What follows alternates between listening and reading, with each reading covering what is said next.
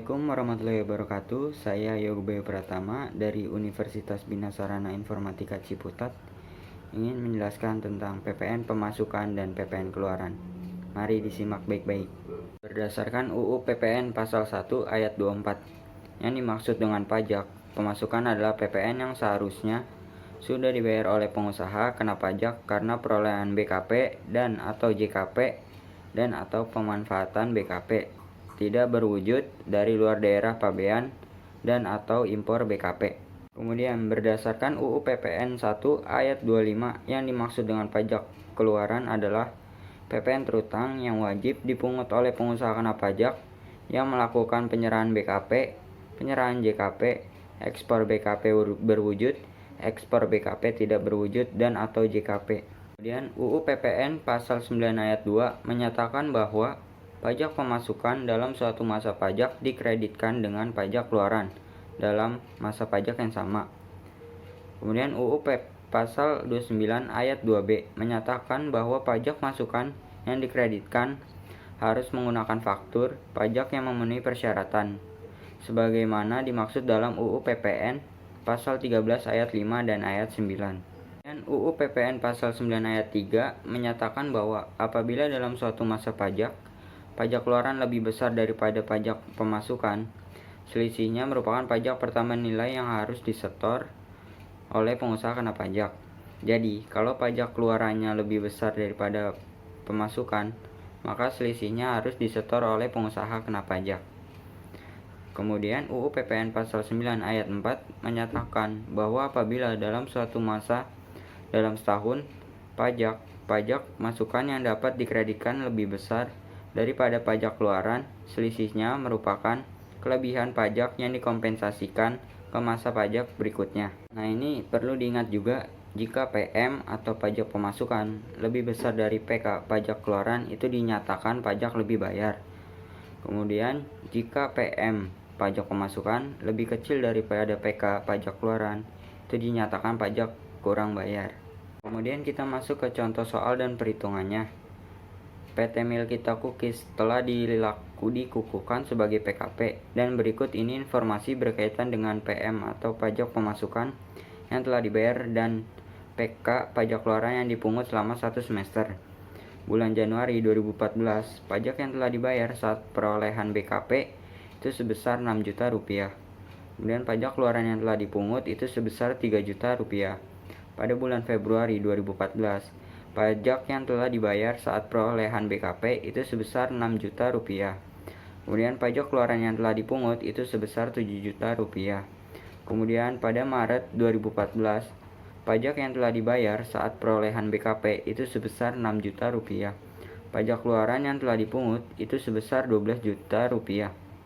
Kemudian pada bulan April 2014, pajak yang telah dibayar saat perolehan BKP itu sebesar 5.500.000 rupiah.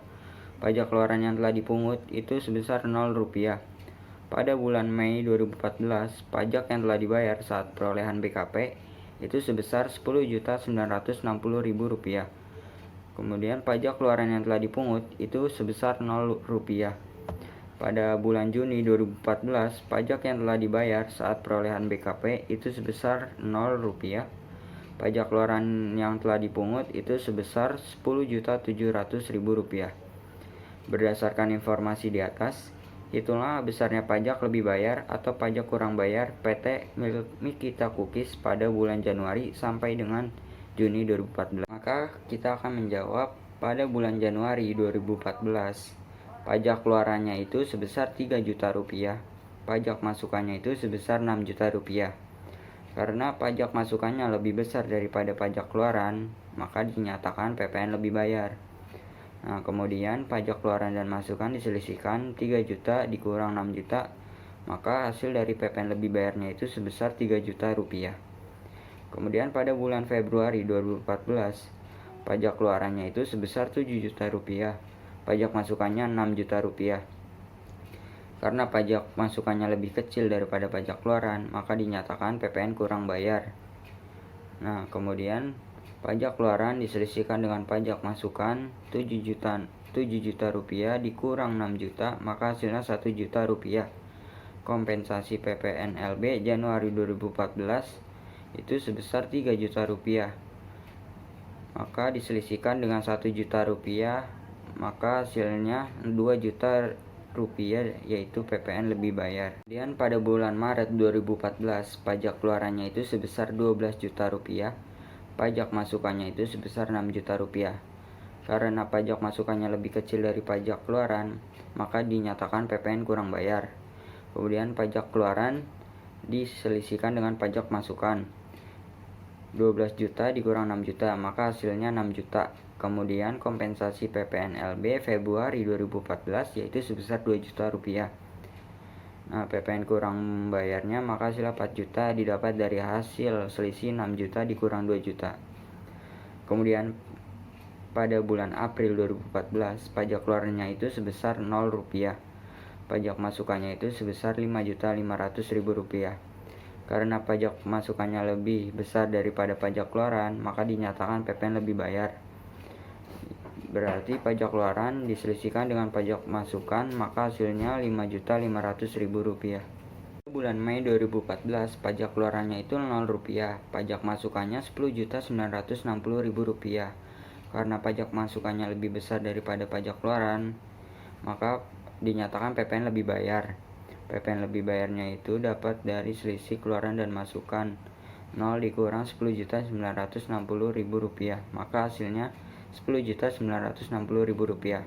Kompensasi PPNLB pada Maret 2014 itu sebesar 5.500.000 rupiah. Nah, itu dijumlah dengan 10.960.000 rupiah, maka hasilnya 16.460.000 rupiah.